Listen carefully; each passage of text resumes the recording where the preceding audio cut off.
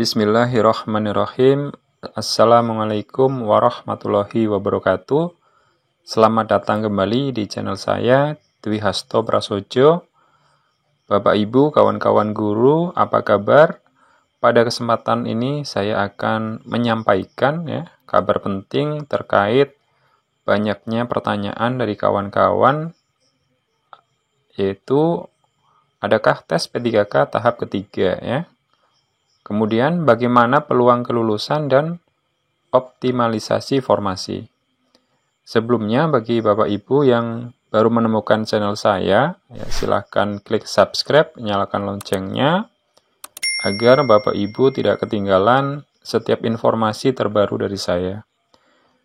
Terima kasih kepada Bapak Ibu yang telah berkenan mendukung channel saya. Saya doakan semoga Bapak Ibu sehat dan sukses selalu. Amin, amin, ya robbal alamin. Baik, tentunya Bapak Ibu masih ingat ya, tentang Permen Pan RB nomor 28 tahun 2021 terkait tentang pengadaan P3K P3K guru tahun 2021. Nah, saya akan mencoba menjelaskan tentang tes tahap 3 ini ya. Jadi kalau berdasarkan dengan permen ini maka tes tahap 3 akan tetap ada akan tetap dilaksanakan selama tidak ada perubahan peraturan maka tes tahap 3 insya Allah akan tetap ada berdasarkan permen nomor 28 ini Nah, demikian penjelasan pada paragraf 4 di mana seleksi kompetensi pada pasal 4 ayat 4 pasal 24 ayat 4 Ini dijelaskan seleksi kompetensi sebagaimana dimaksud pada ayat 3 dilakukan sebanyak 3 kali Kalau kemarin yang sudah dilaksanakan adalah seleksi kompetensi pertama tahap pertama dan tahap kedua Berarti nanti akan ada seleksi kompetensi ketiga atau tahap ketiga Jadi sesuai dengan permen nomor 28 ini maka tes tahap ketiga itu ada Kemudian siapa saja yang bisa melamar pada tes tahap 3, tentunya Bapak Ibu mungkin sudah paham Untuk saya hanya mengulang kembali untuk memperjelas kembali. Jadi pelamaran untuk seleksi kompetensi ketiga dapat diikuti oleh pelamar dengan kriteria yang pertama adalah pelamar dari tenaga honorer kategori 2 yang tidak lulus seleksi kompetensi pertama dan kedua. Kemudian guru non ASN yang terdaftar di Dapodik yang tidak lulus tes tahap pertama dan kedua. Kemudian yang ketiga adalah guru swasta yang terdaftar di Dapodik yang tidak lulus seleksi kompetensi kedua. Terus yang keempat adalah lulusan PPG yang tidak lulus seleksi kompetensi kedua Ini adalah 4 kriteria pelamar yang dapat mengikuti seleksi tahap ketiga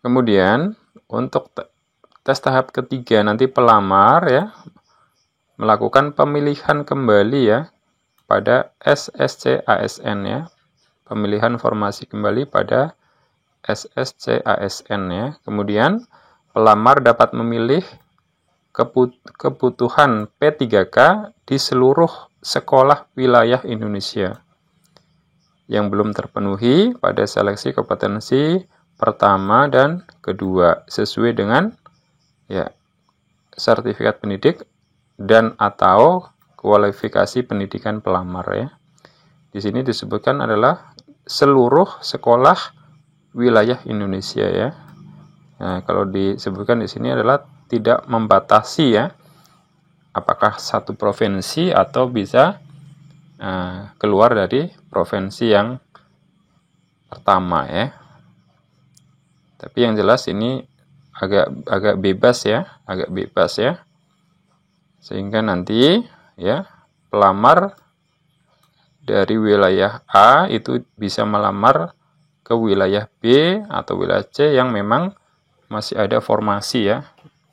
Jadi yang pasti adalah lintas kabupaten ya. Kalau lintas provinsi, kalau sesuai dengan permen ini sebenarnya bisa ya, tidak membatasi, tapi kita tunggu saja nanti ya pelaksanaannya seperti apa kira-kira ya. Jadi pada tes tahap 3 ini tentunya ya persaingannya, kompetisinya lebih ketat ya. Pertama karena memang formasinya itu ya lebih sedikit yang pertama ya, karena adalah sisa dari formasi tahap 1 dan 2 ya. Kemudian yang kedua adalah karena ya tidak membatasi ya. Jadi dari wilayah manapun bisa melamar ya. Jadi kemungkinan ya pelamarnya lebih banyak ya. Jadi nanti Bapak Ibu tentunya harus mencari nilai yang terbaik. Nah, ini adalah keterangan ya tentang optimalisasi formasi ya. Dalam hal kebutuhan P3K belum terpenuhi, kebutuhan P3K akan diisi oleh pelamar yang tidak lulus seleksi kompetensi ketiga ya, dengan ketentuan. Nah, ini yang pertama tentunya harus ya memenuhi nilai ambang batas dan berperingkat terbaik ya. Nah, jadi misalkan ada satu sekolah misalkan ya, kemudian di situ ada satu formasi ya, kemudian ternyata di wilayah tersebut itu ada 5 orang guru yang memenuhi nilai ambang batas ya, maka nanti yang berhak mengisi adalah guru yang berperingkat terbaik ya, dengan nilai terbaik ya. Jadi yang memang nilainya itu paling tinggi ya. Kemudian yang kedua, jabatan yang akan diisi adalah jabatan yang belum terpenuhi pada bentuk satuan pendidikan lain yang sama dengan jabatan dan bentuk satuan pendidikan yang dipilih pelamar pada seleksi kompetensi ketiga ya. Berarti harus sama ya, jabatan atau formasi yang belum terpenuhi dengan jabatan yang dilamar pada tes tahap ketiga. Terus yang C, bentuk satuan pendidikan yang akan diisi berada dalam satu wilayah kewenangan penyelenggaraan pendidikan ya. Nah, ini berarti kemungkinan dimaksudkan adalah dalam lingkup ya satu kabupaten ya. Tentunya nanti akan dicari dengan sekolah-sekolah yang terdekat ya dengan domisili kita ya.